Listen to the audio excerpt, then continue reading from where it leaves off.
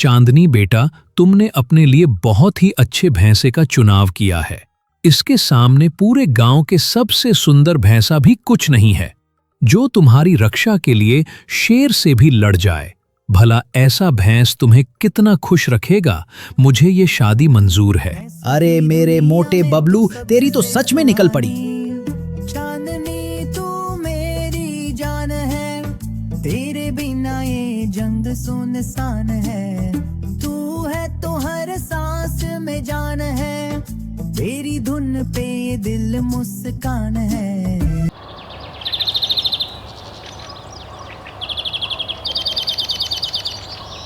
बबलू भाई क्या सोच रहा है, जरा मुझे भी बता।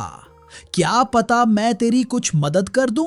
मैं सोच रहा हूं कि जंगल में फलों का बिजनेस शुरू कर लूं और जैसे ही मुझे फायदा होगा एक अच्छी सी भैंसी ढूंढकर उससे शादी कर लूंगा, जो रोज तुझे और मुझे अच्छा खाना बनाकर खिलाएगी। और मैं क्या कह रहा हूं, तू सोचना ही बंद कर दे। ऐसा क्यों कह रहा है भाई? क्या मैं कुछ गलत बोल रहा हूं? अगर मेरी शादी हो जाएगी तो तू भी चैन से बैठकर खाना खाएगा। तुझे ही तो मेरी शादी में खाना खाने की पड़ी रहती है। अरे तू सही कह रहा है, लेकिन इस हालत में तुझसे शादी करेगा कौन? कौन भला तुझे अपनी भैंसी देने के लिए तैयार है? किसी माँ बाप का दिमाग खराब थोड़ी ना, जो तुझ भैंस को अपनी बेटी देंगे।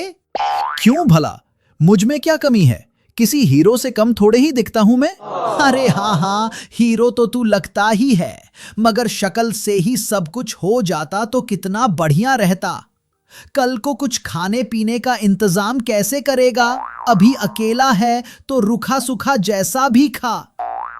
कल को तेरी शादी हो जाएगी, फिर तो तुझे अपनी पत्नी का भी ध्यान रखना पड़ेगा। और तू ठहरा आलसी, काम के नाम पर तुझे मौत आती है। तू भला शादी करके क्या करेगा?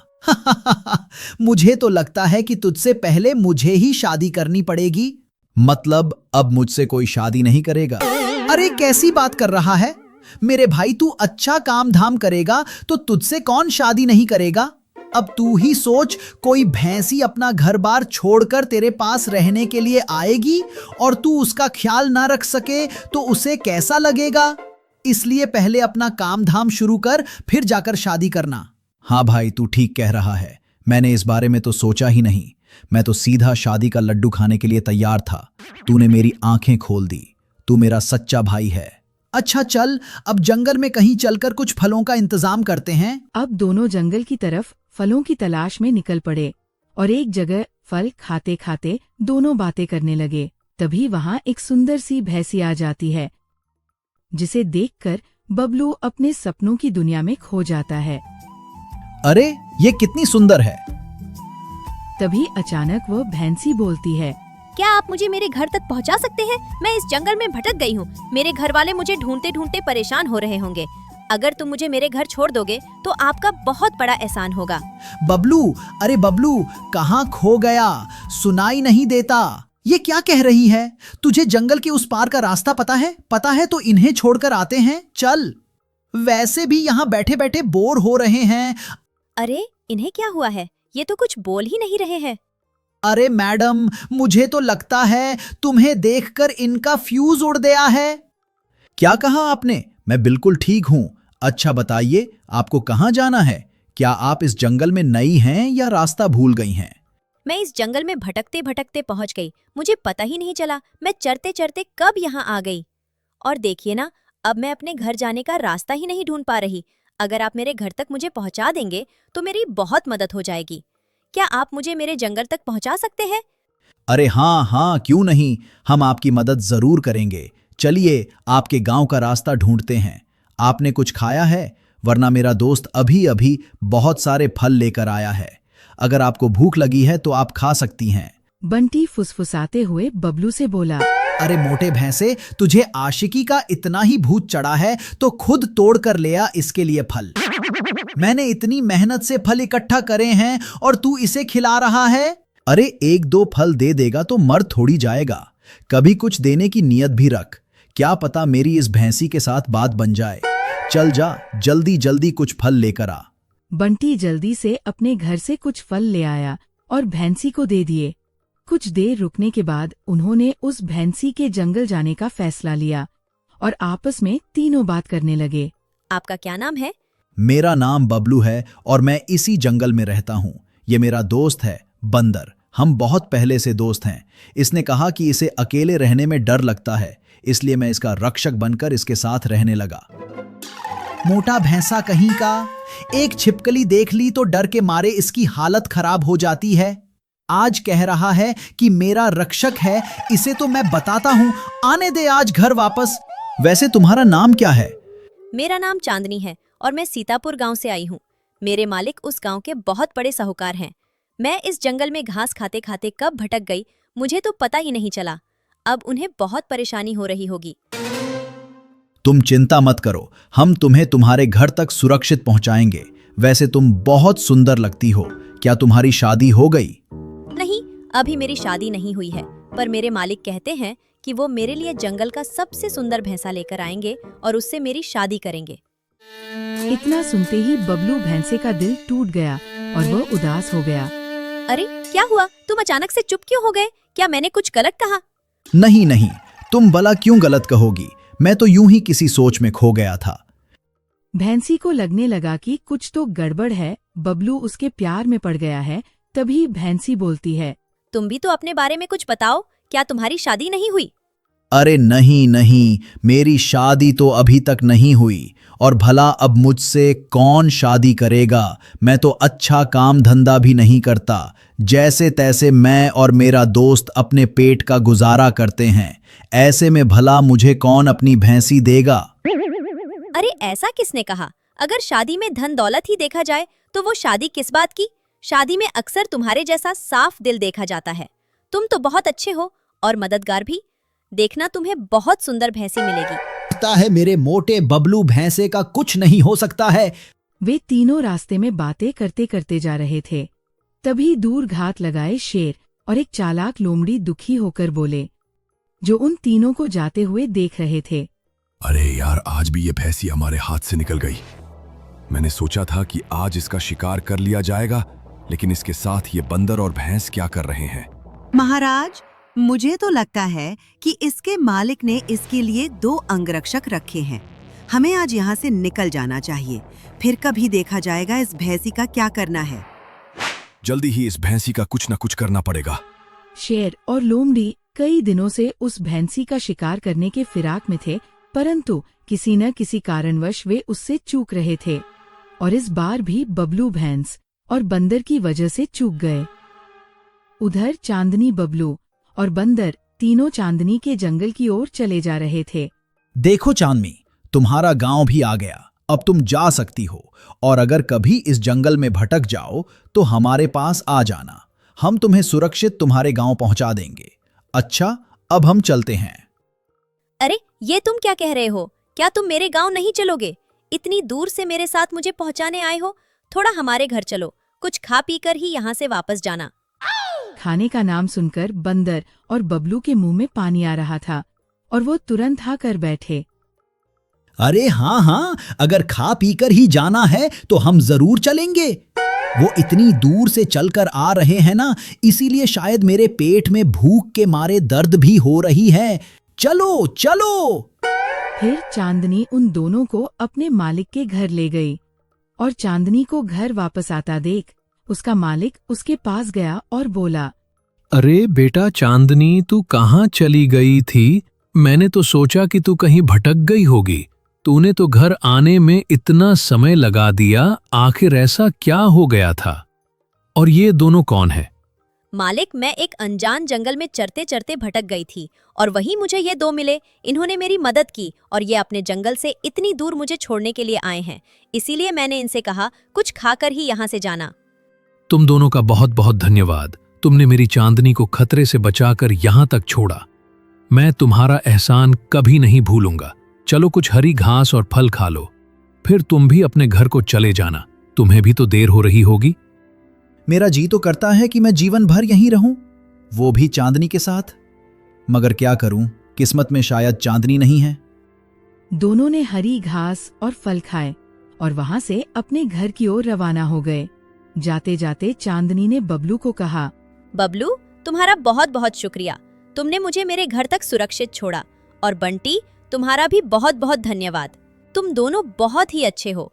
और बबलू, तुम चाहो तो कभी भी इस गांव में मुझसे मिलने के लिए आ सकते हो। मैं तुम्हारा इंतजार करूंगी। बस फिर क्या था, बबलू को पूरा इशारा मिल गया कि चांदनी भी उसे पसंद करती है और वो खुश होकर अपने घर की ओर चला गया और रास्ते में अपने दोस्त बंदर से बात करने लगा। अरे मेरे भाई, मेरी तो निकल पड़ी। तू ही तो कहता था कि मुझसे कोई शादी नहीं करेगा। अब देख, चांदनी जैसी सुंदर भैंसी मुझे पसंद करती है। अरे इतना खुश क्यों होता है? उसने सिर्फ मिलने के लिए ही तो कहा है। और अगर तू उसे इतनी दूर छोड़ने के लिए आएगा तो उसका तो फर्ज बनता है कि वो मिलने के लिए बुला ले। इसमें पसंद करने वाली कौन सी बात हो गई? अरे नहीं नहीं, तू क्या जाने। मैं अच्छी तरह समझ गया हूं कि चांदनी भी मुझे पसंद करने लगी है। अब तो देख तेरा भाई बबलू क्या करता है। कुछ समय बाद वे अपने जंगल में पहुंच गए और घर में जाते ही सो गए। अगले दिन बबलू बंटी को जोर जोर से उठा रहा था। अरे बंटी, जल्दी जल्दी उठ जा। आज हम चांदनी के गांव की ओर जाएंगे और वहीं फलों की रेडी लगाएंगे। चल जल्दी उठ और मेरे साथ गांव की तरफ चल। अरे तूने तो कमाल कर दिया। इतनी सुबह सुबह तू इतने सारे फल कहां से तोड़ लाया? लगता है तुझे चांदनी के प्यार ने बदल दिया है। उसी के लिए तो ये रेडी लगा है ना, ताकि वो तुझे मिल जाए। अरे नहीं, ऐसी बात नहीं है। तू ही तो कहता था कि अच्छा काम करेगा तो तेरी शादी हो जाएगी। इसीलिए मैं फलों की रेडी लगाकर पैसे कमाऊंगा और फिर मेरी भी शादी होगी चांदनी से। आया बड़ा मोटा भैंसा। तुझे तो चांदनी घास भी नहीं डालेगी, शादी की बात तो दूर। मुझे तो लगता है बेकार ही तू इतनी मेहनत कर रहा है। अच्छा भला सो रहा था, मुझे भी उठाकर यहां ले आया। बंदर और भैंस चांदनी के गांव की ओर फलों की रेडी लेकर निकल पड़े। दोनों कुछ देर में चांदनी के गांव पहुंच गए और वहां एक किनारे अपनी रेडी खड़ी करके फल बेचने लगे। ताजे ताजे फल अभी अभी जंगल से लाए हैं। ताजे ताजे फल ले जाओ और बदले में कुछ घरेलू घास और अनाज दे जाओ। ताजे ताजे फल। अरे बबलू, बंटी, तुम यहाँ कैसे? तुमने मुझे बताया नहीं कि तुम फल बेचते हो। अरे नहीं नहीं, हम फल नहीं बेचते थे। वो तो जब से मेरे दोस्त ने तुम्हें देखा है तब से इसे फल बेचने का शौक लग गया है और ये कहता है कि अब मैं फलों का ही बिजनेस करूंगा। पता नहीं तुमने इस पर क्या जादू कर दिया है। अरे नहीं, ये बंटी तो कुछ भी बोलता है। मैं पहले फल बेचने का काम नहीं करता था, लेकिन अगर मैं हमेशा ऐसा ही रहा तो भला मुझसे कौन शादी करेगा। इसीलिए मैंने फलों का बिजनेस शुरू किया है। ये तो बहुत ही खुशी की बात है। तुम्हें ऐसे देखकर बहुत खुशी हो रही है। अगर ऐसे ही मेहनत करते रहे तो आगे जाकर तुम्हारी बहुत अच्छी कमाई हो जाएगी और फिर तुम एक अच्छी सी भैंसी देखकर शादी भी कर सकते हो। बंटी फुसफुसाते हुए बबलू से बोला, अरे मोटे भैंसे, देख क्या रहा है। अगर तू इसे पसंद करता है तो कह डाल अपने मन की बात। आखिर तुझे भी तो पता लगे कि चांदनी तेरे बारे में क्या सोचती है। फिर बबलू ने ना आव देखा न ताव और तुरंत घुटनों के बल बैठकर चांदनी से अपने मन की बात कह डाली। चांदनी, जब से मैंने तुम्हें देखा है तुम मुझे बहुत पसंद आ गई हो। अब मैं बस इतना चाहता हूं कि तुम मुझसे शादी कर लो। मैं जीवन भर तुम्हारा बहुत ख्याल रखूंगा, खूब मेहनत करूंगा और तुम्हें हमेशा खुश रखूंगा। क्या तुम तैयार हो? इतना सुनते ही चांदनी शर्मा गई और बबलू से हाँ बोलकर वहां से चली गई। झील सी गहराई तेरी चाल में है हिरनी की अदाएं भाई। बबलू बोले दिल से, तू तो सपनों की रानी। भैंसों की दुनिया में तू सबसे सुहानी। चांदनी तू मेरी जान है, मैं तेरा बबली बाजीगर। तेरे बिना ये जंगल लगे सूना अधूरा मेरा सफर। तेरे नाम की माला जप लूं हर सांस में, तेरे प्यार की चंदन। अरे मोटे भैंसे, ऐसे ही मुफ्त में फल बांटेगा तो तेरा नुकसान हो जाएगा। की माला हर सांस में जपा दूं। चांदनी तू मेरी जान है, मैं तेरा बबली बाजीगर। तेरे बिना ये जंगल लगे सूना अधूरा मेरा सफर।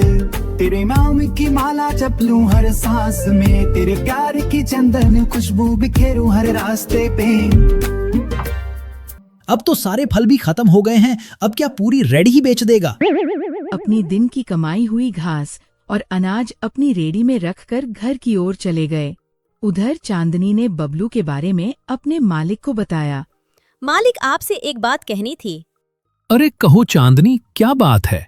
मालिक, आप उस बबलू को तो जानते ही होंगे ना, जो मुझे उस खतरनाक जंगल से घर छोड़ने के लिए आया था।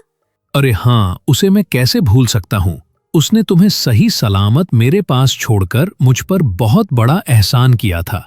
पर तुम अचानक ऐसा क्यों पूछ रही हो? मालिक, मुझे बबलू के साथ ही शादी करनी है। अगर आप बुरा ना माने तो क्या आप उसे मिलेंगे? अरे बेटा चांदनी, तुम्हें अचानक क्या हो गया है? उस भैंसे में भला ऐसा भी क्या है जो तुम उससे शादी करने का विचार बना बैठी हो? मुझे तो लगता है कि वो ढंग का काम भी नहीं करता होगा। नहीं मालिक, बबलू हमारे गांव में रोज फलों की रेडी लगाता है और अच्छी कमाई करके ही यहाँ से जाता है। और वैसे भी आज उसने मुझे अपने मन की बात बताई कि वो मुझे बहुत पसंद करता है। इससे ज्यादा और जीवन में क्या चाहिए? तुम्हारा कहना ठीक है चांदनी, पर बिना मिले मैं तुमसे उसकी शादी नहीं कर सकता। ऐसा करते हैं, कल सुबह हम उसके जंगल चलते हैं और वही उससे शादी की बात करते हैं। अगले दिन चांदनी और उसका बूढ़ा मालिक जंगल की ओर निकल पड़े, लेकिन रास्ते में चालाक लोमड़ी और वो खतरनाक शेर उस भैंसी का शिकार करने के लिए ताक लगाए बैठा था। चांदनी और उसका मालिक जंगल में पहुंचे ही थे कि उस खतरनाक शेर ने दोनों को रास्ते में ही रोक लिया। बहुत हुआ भैंसी, अब आज तेरा शिकार होने से कोई नहीं रोक सकता। मैं बहुत दिनों से तुझे मारने के फिराक में था, लेकिन कभी तुझे तेरी किस्मत तो कभी वो काला भैंसा बचा ले रहे थे। लेकिन आज तुझे मरने से कोई नहीं बचाएगा। बबलू, हमें बचाओ, ये शेर हमें मार देगा। रुक जाओ शेर, तुम्हें इन्हें नुकसान पहुंचाने से पहले मेरे साथ लड़ना होगा। ओहो, तो तुम हो इसके अंगरक्षक। चलो आज एक हाथ तुम्हारे साथ भी हो जाए। मेरे साथ साथ मेरी इस लोमड़ी का भी खाना हो जाएगा। एक से भले दो। एक बबलू भैंसे और शेर के बीच भयंकर लड़ाई हुई। भैंस बहुत ही तगड़ा था, जिसने शेर पर इतनी खतरनाक वार किया कि शेर को डर के मारे वहां से भागना पड़ा। फिर बबलू की बहादुरी और चांदनी के लिए प्यार देखकर उसके मालिक ने चांदनी की शादी बबलू से करने का फैसला लिया। चांदनी बेटा, तुमने अपने लिए बहुत ही अच्छे भैंसे का चुनाव किया है। इसके सामने पूरे गांव के सबसे सुंदर भैंसा भी कुछ नहीं है, जो तुम्हारी रक्षा के लिए शेर से भी लड़ जाए। भला ऐसा भैंस तुम्हें कितना खुश रखेगा। मुझे ये शादी मंजूर है। अरे मेरे मोटे बबलू, तेरी तो सच में निकल पड़ी।